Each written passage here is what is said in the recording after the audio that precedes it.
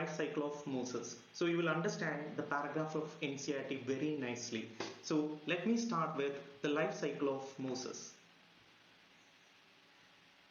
You may be knowing about the bryophytes and all. They are called as amphibians of plant kingdom because they need water for completing the life cycle. That is why they are called as amphibians of plant kingdom. And if you take the body structure, you can see in bryophytes, they may not be having proper root, stem or leaf. They have root-like structure, stem-like structure as well as leaf-like structures are there. So roots, if you are looking at, you can see it's not proper roots. They have rhizoids. Rhizoids, you can see in case of mosses, it is multicellular as well as it's a branch structure. And you can see it's having a prostate body, an upright body is coming. And on this, you can see the leaf will be spirally coiled. They have a leafy stage. Coming to mosses, a leafy stage is present. In that, the spirally coiled leaves are actually coming. And in that spirally coiled leaf, you can see at the apex, they will be having the reproductive organs. So bryophytes, if you compare with algae, some difference I can tell here only compared to the algae. They are having reproductive organs that is multicellular and jacketed. In algae, you can see the reproductive organs are unicellular and non-jacketed. So here in mosses, you can see it's having a root-like structure. It's not root, it's a root-like structure that is rhizoid, which is branch and it is multicellular. And there is a prostate stem-like structure. On that, the leaves are coming, which is spirally arranged. So a leafy stage is present in this mosses. And at the apex, the reproductive organs are coming on separate branches. On one, you can see there is the male gametophyte, that is antheridium. Male gametophyte is coming at one apex, that is antheridium, and antheridium, you can see it's a globular structure. So in the diagram you can see what I am doing. A globular structure is coming and it will be having an antheridial mother cells inside that. So it's globular, multicellular and it's jacketed, and inside that there is antheridial mother cells. So understand, in this diagram what I am drawing here, all green color represent haploid gametophytic stage. So it will be haploid, it will be having only one set of chromosome, whatever I am drawing in green color. So you can see the main plant body itself completely I have drawn with the green color, so it's a haploid structure. In that root, you should understand here it is rhizoid. It's a root-like structure which is multicellular and it is branched in mosses. And there is a prostate stem-like structure and a leafy stage is coming. At the apex there is the reproductive organ. In that male, you can see there is male gametophyte which will be having antheridia. Antheridia will be having antheridial mother cell. Since it is haploid, they can't undergo meiosis. Instead, they will be undergoing mitosis. After mitosis, you can see a spirally coiled male gametophyte, male gamete is formed. After mitosis, a spirally coiled male gamete is formed, that is called anthrozoid. During rainy season, when this plant is immersed in the water, you can see they start releasing these anthrozoids into the water. That will be swimming and entering into the female gametophyte, which is also present at the apex of this mosses and all in the spirally coiled leafy stage. So at the apex there is female gametophyte. You should understand it's a flask-shaped structure that is also multicellular and it is jacketed. And in this flask-shaped structure there is a narrow portion that is actually called the neck region, and there is a swollen portion that is the venter. So neck region, you can see it will be having so many neck canal cells will be coming. So many neck canal cells will be coming in this neck region, and this neck canal cells will be followed by the venter region, which start with the venter canal cell and the egg cell. So understand, during rainy season only, when they are immersed in the water, you can see this neck canal cells as well as the venter canal cell. So in my diagram you can see I am drawing this neck canal cell as well as the venter canal cell. This neck canal cell and venter canal cell, it will be dissolving. So in water they will be dissolving and they will start releasing a chemical that will attract the male gametes. So male gametes are actually coming in the water. So I already said at one apex there was the male reproductive organ with the antheridial mother cell which has undergone mitosis, and they have actually produced the anthrozoid. And at another apex which is having the female gametophyte archegonia, the neck canal cell and the venter canal cell, it will be disintegrating. It will be disintegrating and it will be dissolving and it will be releasing so much chemical that will attract the anthrozoids. So you can see a diagram which I am going to draw without the neck canal cell and ventral canal cell, that is going to attract the male gamete, that is the anthrozoid. Now you can see what happens is, during rainy season when this plant is completely immersed in water, this anthrozoid which was released out of the male gametophyte, that is the antheridia, they will start swimming. They will start swimming and entering into the other branch apex, or it may be into another plant's apex, female gametophyte archegonia, that was keeping on releasing that chemical. So this is called pseudogamy, the male gamete which is small, motile, that is swimming through water and entering into the female gametophyte, that is called pseudogamy.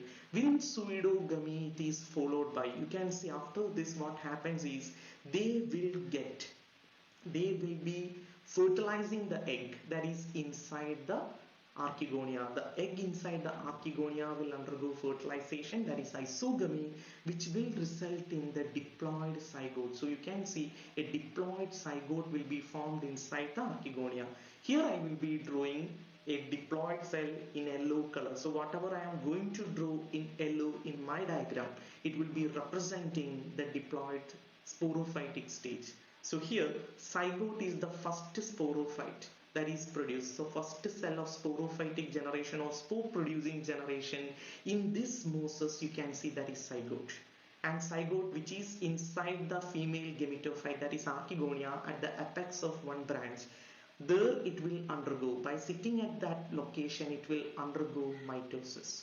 So zygote is undergoing mitosis and it is going to produce embryo. So in the plants you should understand one more difference between algae and bryophytes. In algae you should understand it was not undergoing mitosis. The zygote was undergoing meiosis. Zygotic meiosis was seen in thallophytes or algae, but here you can see the zygote, the first cell of sporophyte, is undergoing mitosis to form embryo. So I can tell bryophytes in evolution was the first embryophytes. Hope you understood this much life cycle. So I was drawing a rhizoid, a stem-like structure, and the leafy stage which is spirally coiled, and the apex it was having a spore, male gametophyte antheridia and a female gametophyte, that is archegonia, and the antheridia that was actually releasing the anthrozoid that swimmed and entered into archegonia, followed by fertilization, that is forming zygote. Zygote now turned into embryo. So embryo inside this archegonia, it is going to undergo repeated division. Through repeated division, you can see slowly out of this archegonia at the apex of the plant, a sporophyte will be coming out, which it is going to start with the foot, the seta and the capsule. So you can see there will be a foot, seta and a capsule that is going to grow out from the apex of the plant, that is representing the sporophytic generation. So sporophytic generation in mosses, you should understand, they are capable of performing photosynthesis, but for water and minerals they have to depend on this green color what I have drawn, that is the gametophyte. That is why NCERT clearly mentioned the sporophytic generation partially depend on gametophyte. So understand, the food, seta and capsule, they are able to perform photosynthesis and they are able to have their own food. So sporophytic generation can make their own food, but for water and minerals they should depend upon gametophyte. That is why it's mentioned in NCERT. In mosses, sporophyte depends on gametophyte partially, whereas coming to liverworts in the next life cycle, when I tell you will understand it depends completely, but here it depends partially only. They depend only for water and minerals. Now understand, in this food, seta, capsule, in the capsule you have seen spore mother cell which is diploid. So whatever I am drawing in yellow color, you should understand it's a diploid structure. It's going to undergo meiosis. So spore mother cell is going to undergo meiosis, the sporic meiosis. So in the capsule you can see which has grown out of this gametophyte in the capsule. Now the spore mother cell has undergone meiosis and resulted in haploid structures. Which haploid structure? The haploid spores. So spores again form the gametophyte generation. So this is what you have learned in biological classification also. In plant kingdom there is alternation of generation. So in the bryophyte life cycle which I was telling, I started with a gametophytic generation, then we entered a sporophytic generation, again back to the gametophytic generation, that is the spore. So similar types of spores are formed. That is why we can tell it is a homogeneous spores are formed. Similar types of spores. There is no different type of spores in mosses. There is only same kind of spores. That is the homogeneous spores. So the spores that are formed inside the capsule, endogenously, formed endogenously, but the development you can see it is exogenous. That means the germination, developing into the new thallus and all, it will be outside the capsule. Now the capsule will break open, they will liberate the spores. When the spores are falling in humid, damp, shady regions and all, you can see slowly they start germinating. When germinating, they are not directly giving rise to the plants. That is why NCERT has mentioned the spores development is indirect in mosses. But in liverworts, it's directly into the new plant. But in mosses, you can see they first form a creeping green colored structure on the ground, that is primary protonema. This primary protonema, again they will undergo division and form branches, that is called as secondary protonema.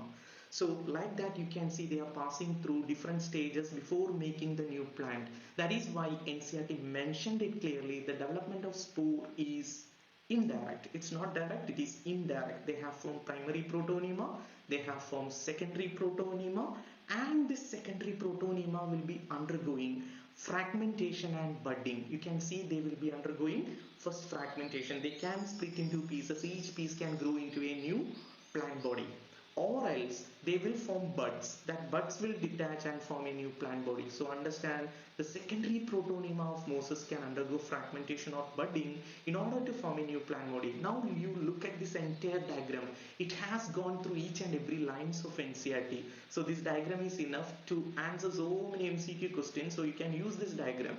For example, if I am telling a statement, the first generation of first cell of sporophyte is formed in a female gametophyte. Look at the diagram, you can easily understand. First cell of sporophyte in this mosses is zygote, that is formed inside the female gametophyte, which I have drawn in green color, that is the archegonia. So this is the way you have to learn each concepts in NCERT. You will get an idea, you can answer plenty of MCQs also. So follow my channel for understanding various concepts in NCERT. Now you look at this diagram, you can understand so many of the stages is in haploid structure, and so many stages like foot, seta, capsule, embryo, zygote, that is in diploid. So I'm just adding a conclusion here. By looking at this diagram, you can see they are having haplodiplodic life cycle, half of their lifetime in haploid stages and half of their lifetime in diploid stages. So that is the haplodiplodic life cycle. So from my diagram, whatever I have drawn in green color is the haploid and gametophytic generation, and whatever I have drawn in yellow, that is diploid or sporophytic generation. Hope you understood the concepts. So like that, to simplify the classes and to simplify the concepts, you have to approach the NCERT in this manner. So I'll be putting videos of different concepts like this simplified. You can get a good idea and you can answer a lot of MCQ from these and all. Okay then, bye. That is from KDS Biomentor.